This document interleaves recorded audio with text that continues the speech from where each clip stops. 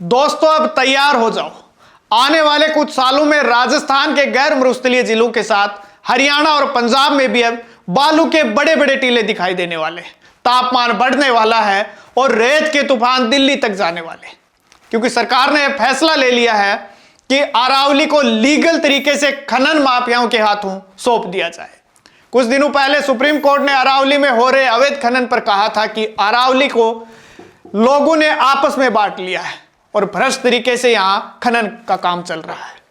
लेकिन अब कोर्ट ने केंद्र सरकार की सिफारिश पर अरावली पर्वत श्रृंखला की जो नई परिभाषा दी है, उससे दिल्ली ही नहीं पंजाब तक रेगिस्तान के विस्तार की आशंका बढ़ गई है। अदालत का मानना है कि जब अवैध खनन रुक ही नहीं रहा तो जमीन से 100 मीटर या उससे अधिक ऊंची पहाड़ियों को ही अरावली माना जाए, यानी बाकी बची अरावली की पहाड़ियों को खनन माफियाओं के हाथों सीधे सीधे सौंप दिया जाए, क्योंकि अरावली का 10% हिस्सा ही 100 मीटर या उससे ऊंचा है। यानी अब अरावली का 90% हिस्सा खत्म होने वाला है और बाकी बचा 10% हिस्सा बचेगा या नहीं बचेगा, इसका कुछ अता पता नहीं है। दोस्तों, अरावली सिर्फ एक पहाड़ियों का समूह नहीं है, यह खासकर राजस्थान, हरियाणा, पंजाब, दिल्ली के लिए जीवनदायिनी है। यह पहाड़ियां सुरक्षा प्रहरी की तरह काम करती है। भूवैज्ञानिक डॉक्टर उमर सैफ की माने तो एक समय पर अरावली का विस्तार शिवालिक तक हुआ करता था। यमुना के कटाव से लाखों वर्ष पहले यह श्रृंखला दिल्ली के रायसीना पहाड़ पर आकर बट गई। इसके नैसर्गिक स्वरूप से लगातार छेड़छाड़ ने इसके मूल स्वभाव में पाकिस्तान की तरफ से आने वाली गर्म हवाओं और बालू को रोकने वाली दीवार में एक बड़ा रास्ता बना दिया। इससे धीरे धीरे रेगिस्तान के कदम बढ़ने लगे हैं। अरावली की पहाड़ियां दो तरह से देश के एक बड़े हिस्से को गर्मी और धूल भरी आंधियों से बचाती हैं।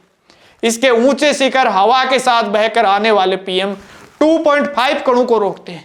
PM 2.5 ऐसे कण होते हैं जो मानव का जो बाल होता है उससे 30 गुना छोटे होते हैं, जो हवा के साथ प्रवाह करते हैं, जो आसानी से हमारे शरीर में हवा के साथ घुस सकते हैं और गंभीर बीमारियां पैदा कर सकते हैं। इसी के साथ जो 30 मीटर तक की जो पहाड़ियां हैं वो भारी रेत और धूल भरी आंधी को रोकती हैं।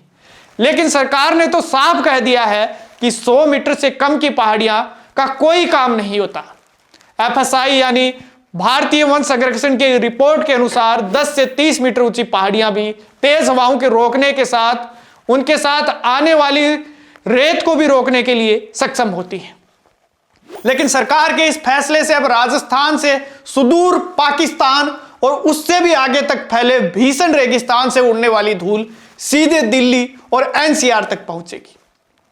अब बेचारी दिल्ली किस किस से लड़ेगी, कभी प्रदूषण से तो कभी ये आने वाली धूल भरी आंधियों से। दोस्तों, अभी तक अरावली ने रेगिस्तान के विस्तार को थमने और मानसून से पानी भरे बादलों को दिशा देने में निर्णायक भूमिका निभाई है। इन पहाड़ियों के गायब होने से उत्तर पश्चिम भारत में बरसात की प्रकृति में भारी बदलाव आ सकता है, जिसे तापमान में अनिश्चित ही वृद्धि होने वाली है। जाहिर है इससे खेती वाली भूमि की अनाज पैदा करने की क्षमता में भी कमी आएगी, जिससे किसानों के आजीविका पर भी एक बहुत बड़ा खतरा मंडरा रहा है। चर्चित जर्नल अर्थ साइंस इंफॉर्मेटिक्स में प्रकाशित एक शोध में पहले ही चेतावनी दी जा चुकी है कि अरावली पर्वतमाला की पहाड़ियों के नष्ट होने से राजस्थान में रेतीले तूफानों में वृद्धि होने वाली है। भरतपुर, धौलपुर, जयपुर और चित्तौड़गढ़ जैसी जगहों को जहां अरावली पर्वतमाला पर भारी अवैध खनन, भूमि अतिक्रमण और हरियाली उजाड़ने की सबसे अधिक मार पड़ रही है। सामान्य से अधिक पिछले कुछ समय से रेतीले तूफानों का सामना यहां के लोगों को करना पड़ रहा है। इसरो के एक शोध में साफ कहा गया कि थार रेगिस्तान अब राजस्थान से बाहर की तरफ बढ़ रहा है।